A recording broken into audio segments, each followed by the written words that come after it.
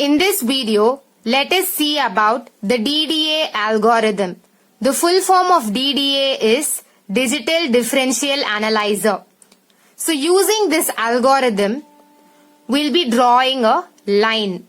So in the question, 2 points will be given. One is the starting point of the line and another coordinate is the ending point of the line. So these are the two information that will be given in the question. So the starting point is 1, 1 and the ending point of the line is 3, 3. So let me draw a graph. So this is the x-axis and this is the y-axis. So 0, 1, 2, 3, 4, 1, 2, 3, 4. So the starting point is 1, 1. So 1, 1 means this will be the starting point. The ending point is 3, 3. So 3, 3. So this is your ending point. Now only when I join the starting point with the ending point, a line will be formed.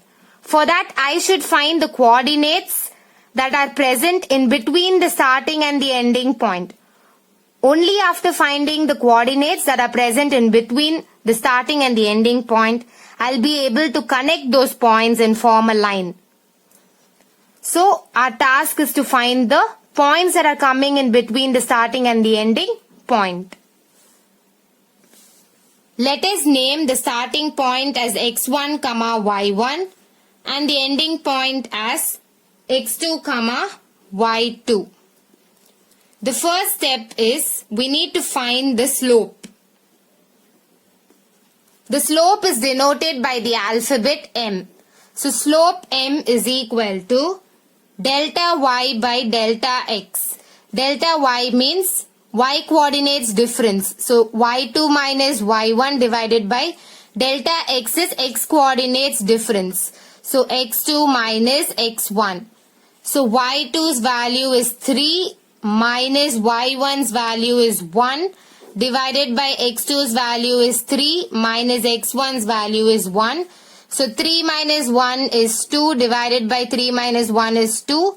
So when you cancel, you'll get the slope as 1. So slope m is equal to 1.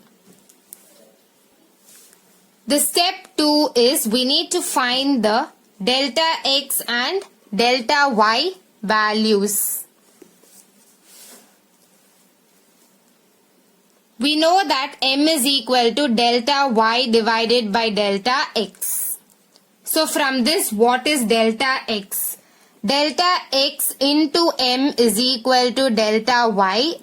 So delta x is equal to delta y divided by m. So till here we have got delta x is equal to delta y divided by m. We know the formula for slope. Slope m is equal to y2 minus y1 divided by x2 minus x1.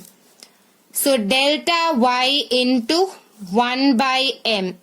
So delta y into m's value is this. So 1 by m means reciprocal of this. I should write it over here. So x2 minus x1 divided by y2 minus y1. And we know the value of delta y. y2 minus y1 into x2 minus x1 divided by y2 minus y1. So we can cancel this y2 minus y1. So therefore delta x is equal to x2 minus x1, which is equal to x2's value is 3 minus x1's value is 1, which is equal to 2. Therefore delta x is equal to 2. Next we need to find the delta y value. We know the slope formula m is equal to delta y by delta x. So from this, delta y is equal to m into delta x, which is equal to, we know the formula for slope m is equal to y2 minus y1 divided by x2 minus x1 into delta x. y2 minus y1 divided by x2 minus x1 into delta x formula is x2 minus x1. These two will get cancelled. So therefore delta y is equal to y2 minus y1. The value of y2 is 3. So 3 minus value of y1 is 1, which is equal to 2. So therefore delta y is equal to 2. So delta x value is 2. Delta y's value is also 2. Now let us see two cases. The case 1 is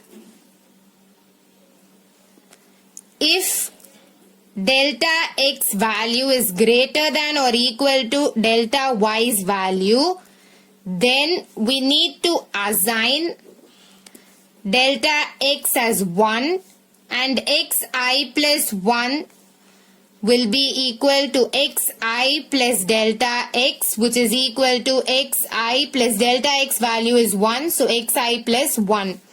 So xi plus 1 value will be xi plus 1. Next, yi plus 1 is equal to yi plus delta y, which is equal to yi plus, we know the formula for slope, m is equal to delta y by delta x. From this, delta y is equal to m into delta x. So therefore, in the place of delta y, I can write m into delta x. Next step, I can write yi plus m into delta x value. We are assigning it as 1. So m into 1. So yi plus m. This is case 1. So what is this xi plus 1 and what is this xi? Xi comma yi. Xi comma yi will be the starting point's coordinates. And here there is an ending point. So the next point of this starting point will be xi plus 1 comma yi plus 1. So xi denotes the starting point's x coordinate. Xi plus 1 denotes the next point of the starting point's x coordinate. The next case, that is case 2. If delta x value is lesser than delta y's value, then we need to assign delta y is equal to 1 and xi plus 1 will be equal to xi plus delta x. We know the formula for slope, m is equal to delta y by delta x. M into delta x is equal to delta y. Therefore, delta x is equal to delta y divided by m. So here xi plus, in the place of delta x, I am going to put delta y divided by m, which is equal to xi plus delta y's value is 1. So 1 divided by m. Next, yi plus 1 is equal to yi plus delta y, which is equal to yi plus delta y's value is 1. So this is case 2. Now if you look at our problem, we have got delta x and delta y's value as 2. Both are same. So it is satisfying the first case. First case only we should use. So we need to apply the first case formulas and solve the problem further. Delta x is equal to 2. Delta y is also equal to 2. So according to case 1, first we need to assign the delta x value to be as 1. The next step is xi plus 1 is equal to xi plus delta x, which is equal to xi plus 1. So xi's value is the starting coordinate, the starting point's x coordinate. So 1 comma 1 is the starting point, 3 comma 3 is the ending point. So the xi will be this, yi will be this. So 1 plus 1, which is equal to 2. Therefore xi plus 1 is equal to 2. Next, yi plus 1 is equal to yi plus m.